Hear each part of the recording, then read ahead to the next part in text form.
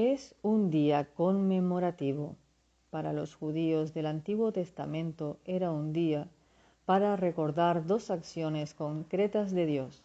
La primera era la creación y la segunda la redención. En Éxodos 20:11 le dijo al pueblo que guardara su día porque en 6 días hizo Jehová los cielos y la tierra, el mar y todas las cosas que en ellos hay. Esto se recalca más adelante en Éxodo 31, 16, 17.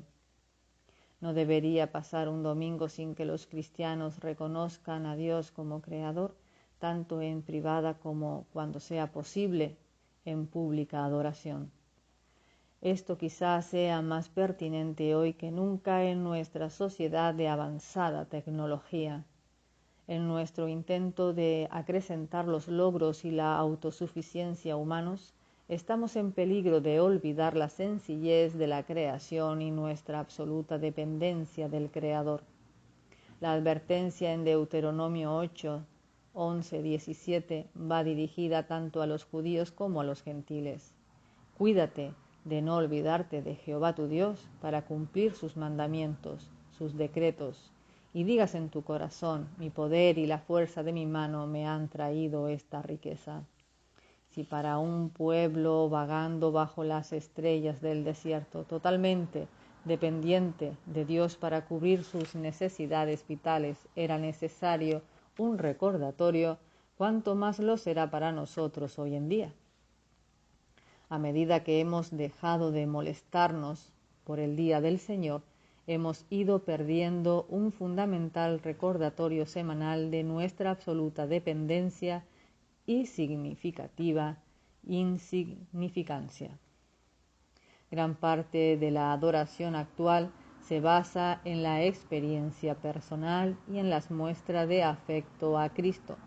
Son buenos temas que no deben faltar en nuestro acercamiento a Dios, pero nuestra preocupación por la presencia de Dios ahora suele pasar por alto que Él está por encima de nosotros.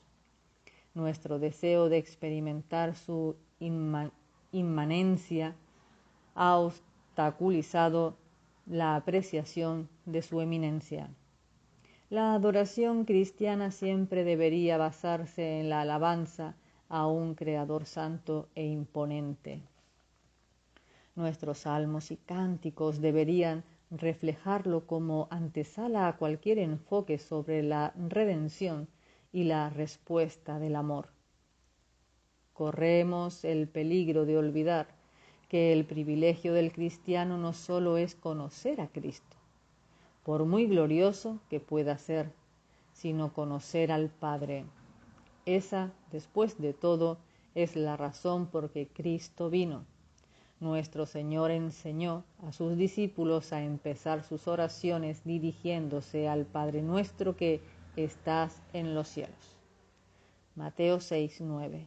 Y él mismo oró, y esta es la vida eterna, que te conozcan a ti, el único Dios verdadero, y a Jesucristo, a quien has enviado. Juan 17:3. El día de reposo también era un día en el que recordar que Dios había redimido a su pueblo. Cuando se repite la ley en Deuteronomio, hay una importante adición a este mandamiento en concreto. Acuérdate que fuiste siervo en tierra de Egipto y que Jehová tu Dios te sacó de allá con mano fuerte y brazo extendido. Deuteronomio 5:15. En este día deberíamos centrarnos en el Dios de la creación y en el Dios de la redención, y en ese orden. La redención nunca se comprende en toda su gloria a menos que comprendamos la naturaleza del Dios que odia el pecado y, sin embargo, se convierte en amigo del pecador. La liberación de Egipto se ganó pagando el precio de la sangre de los primogénitos en toda aquella tierra, y Dios puso aparte un día para que lo recordaran. Claro que podían recordar la misericordia de Dios cualquier día, pero, conociendo la debilidad humana, Dios creó un día para que su pueblo cambiara el chip al modo recuerdo. De la misma forma podemos recordar la cruz en cualquier momento, pero nuestro Señor estableció una simple cena para que tuviéramos en mente el sacrificio de la redención. ¿Toma pues el lugar del día de reposo la cena del Señor? Por supuesto que no. Tanto el día de la expiación como el sacrificio de la Pascua recordaban a los israelitas su redención de Egipto y del pecado, pero además Dios utilizó el día de reposo como una ayuda para recordar. Cuando el amo dejaba a sus animales pastar libremente y a sus siervos descansar, debía recordar que eso era exactamente lo que Dios había hecho para él. En el capítulo anterior discutimos las razones por qué los cristianos cambiaron el día de reposo judío al día del Señor. En este día se recuerda al cristiano que nuestro Dios es un Dios de resurrección. En el día del Señor los cristianos recordaban que Cristo se había levantado de entre los muertos. Por tanto, Él es un Dios soberano sobre la muerte, el pecado y el infierno. Es porque Dios pretendió que debía ser un día de descanso y de recuerdo, por lo que no deberíamos perder tanto tiempo discutiendo sobre lo que debemos hacer y lo que no, e invertir más en utilizar el día para su gran propósito de recordar al Dios de la creación y la redención. El primer día de la semana también fue el día en que el Espíritu Santo descendió sobre la iglesia. Pentecostés, según Levítico 23, 15, 16, tenía lugar el día que sigue al día de reposo, el primer día de la semana. Dios había preparado una celebración especial para la iglesia cristiana en los primeros días de la historia de Israel. Es un día de adoración. El propósito de este día es tanto de descanso como de adoración. Pero los judíos no veían una distinción real entre ambas actividades.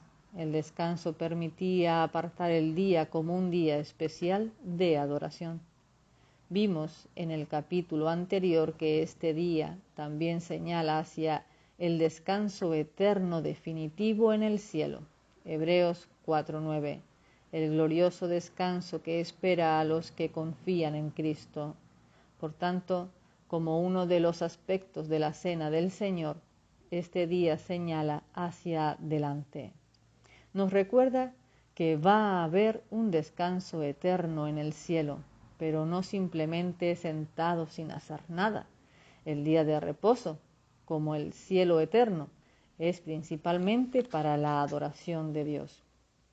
En este día, a través de la memoria, podemos ayudar a nuestra alma. Números 28, 9, 10 muestra los requisitos específicos del día de reposo. La ofrenda normal diaria se cita en el versículo 3, 2 corderos sin tacha de un año. Pero en el versículo 9 se nos habla de la ofrenda del día de reposo, más el día de reposo, 2 corderos de un año sin defecto y 2 décimas de flor de harina amasada con aceite como ofrenda con su libación, además del holocausto continuo y su libación. En otras palabras, en el día de reposo los israelitas doblaban su adoración. Por supuesto, esto significaba que los levitas y los sacerdotes tenían que trabajar el doble el día del Señor. Paralelamente, no hay ningún otro mandamiento en el Antiguo Testamento que mencione que los sacerdotes deban tener otro día de asueto por añadidura. La razón para esto es que Dios consideraba la adoración no como fatigosa, sino como rejuvenecedora. No debemos perder de vista el importante principio que aquí se contiene de una adoración basada en la respuesta de una mente activa.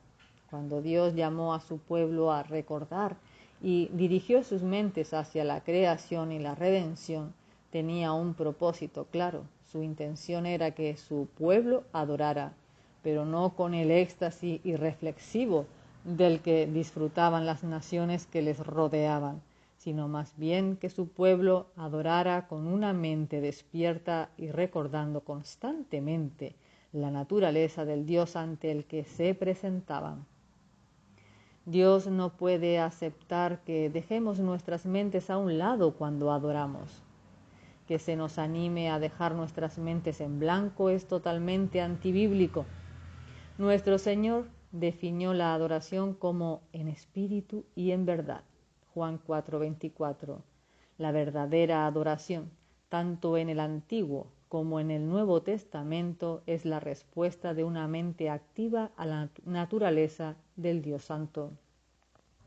Puesto que la adoración es un privilegio tan grande, cuesta trabajo comprender por qué algunos cristianos intentan desesperadamente escapar de las restricciones de este cuarto mandamiento. Si Dios nos ha dado un mandamiento con la pretensión de concedernos más tiempo para adorar, ¿por qué querríamos tener menos tiempo? El israelita cuyo corazón estaba en paz consideraba este día como una gran alegría, y solo aquellos que querían hacer lo que les diera la gana pensaban que solo era una carga insoportable. Isaías 58, 13, 14. Encontrar nuestro deleite en Jehová. Levantarse sobre las alturas de la tierra y festejar con la heredad de Jacob tu padre son el lenguaje del Antiguo Testamento de Isaías para describir el privilegio de disfrutar de la amistad de Dios a través de la adoración y la alabanza.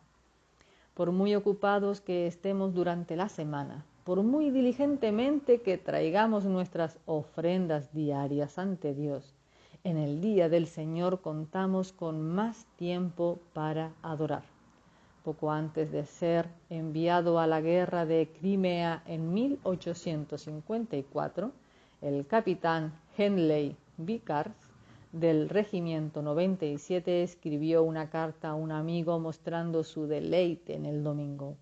El lenguaje puede sonar ingenuo para un lector moderno, pero el sentimiento es real.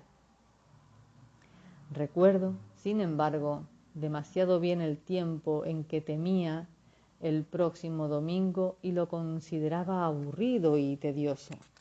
Pero ahora no hay ningún día más alegre ni que me provoque tanto deleite, y no hay ninguno que pase tan pronto. Te digo esto porque durante meses la única prueba interior de santificación que podía encontrar al examinarme de haber sido hecho heredero de Cristo era este anhelo por el día del Señor. Fin de la cita. Vickers, que murió en la primera batalla, escribió de la misma forma desde las trincheras enfangadas delante de Sebastopol. Algo ha ocurrido a nuestra vida con Dios y su pueblo, si no nos sentimos como este soldado se sentía. Para los israelitas de entonces, el día era un día de reposo, una ayuda para recordar y un día de adoración. Englosaba sus cuerpos, mentes y almas, pero nunca permitían que fuera uno solo de estos. Debían ser los tres a la vez. Cada uno está interrelacionado con los otros.